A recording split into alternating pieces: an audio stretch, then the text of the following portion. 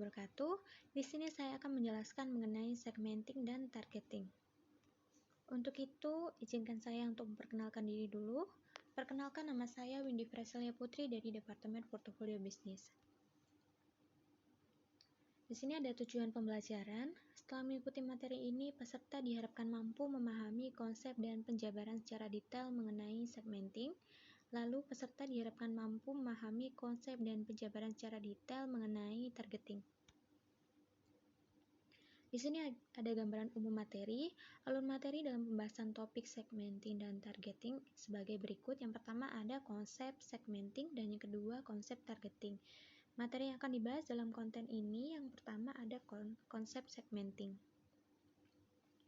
Tujuan dari konten materi yang pertama adalah memahami konsep segmenting, yang kedua memahami prinsip segmenting, yang ketiga memahami tingkat segmenting, yang keempat memahami pola segmenting, lalu memahami prosedur segmenting, lalu memahami dasar segmenting konsumen, lalu memahami dasar segmenting bisnis, dan yang terakhir memahami keuntungan segmenting.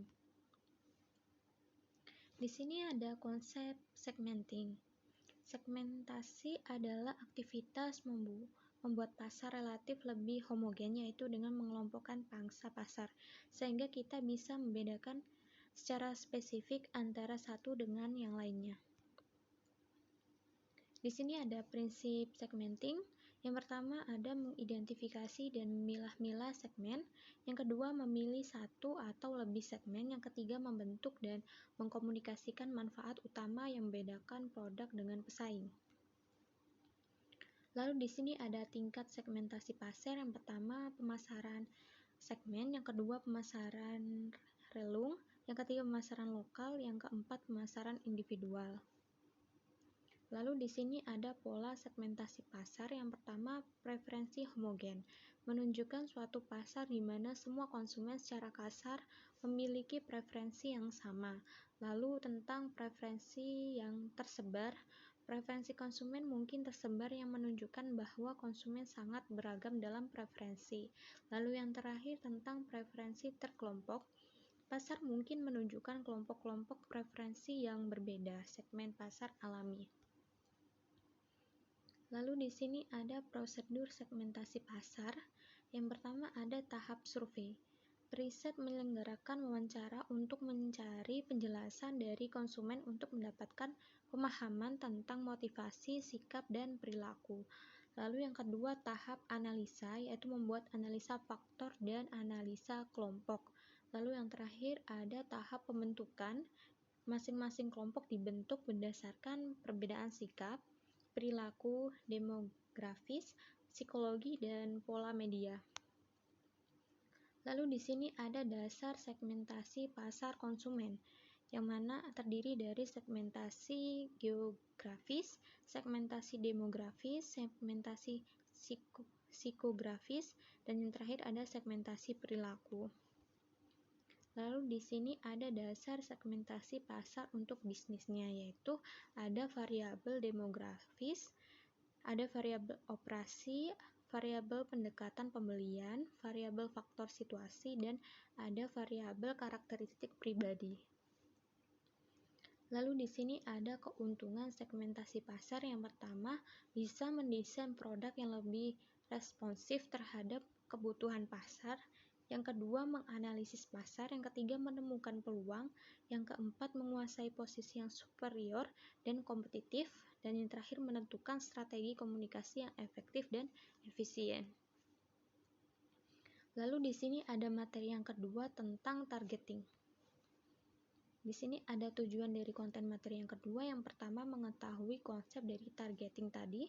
Yang kedua, memahami penetapan pasar sasaran. Yang ketiga, memahami pemilihan segmen pasar.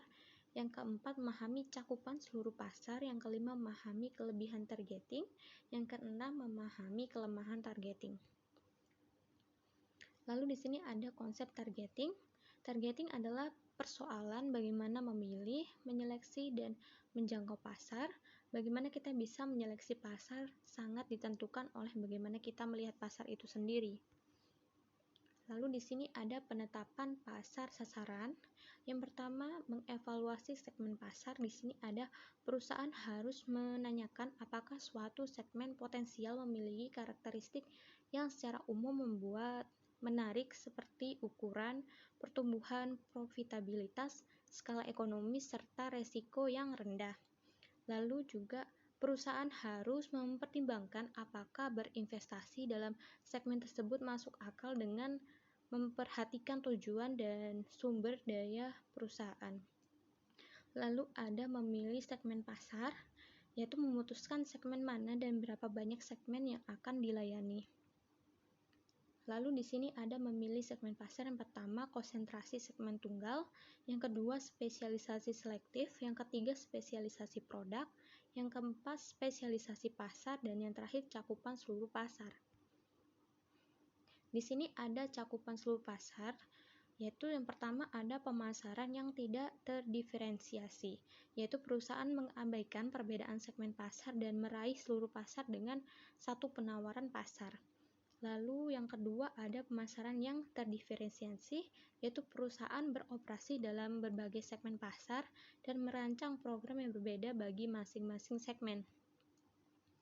Lalu di sini ada kelebihan targeting pasar. Yang pertama, identifikasi pasar memungkinkan perusahaan mengetahui siapa yang dianalisis agar membantu dalam mengerti potensi dan konsumen yang sebenarnya.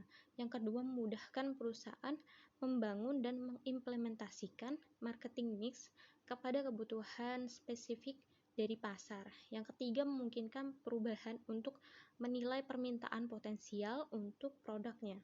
Yang keempat, menempatkan produk di pasar berdasarkan perkiraan kebutuhan dan pilihan. Yang kelima, meningkatkan keefektifan penjualan dan efisiensi biaya dalam meraih pasar.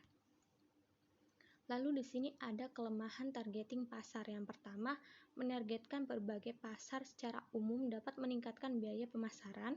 Yang kedua, usaha untuk berpersonalisasi dan individualisasi pasar dapat mengarah kepada berkembangnya produk, lalu mengakibatkan berlebihnya beban dan sulit diatur.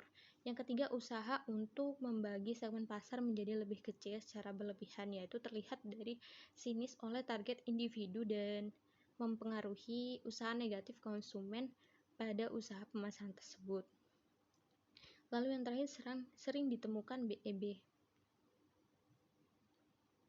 Kesimpulannya, pemasaran sasaran adalah kegiatan untuk membedakan segmen-segmen pasar utama, membidik satu atau dua segmen itu, dan mengembangkan produk dan program pemasaran yang dirancang khusus bagi setiap segmen.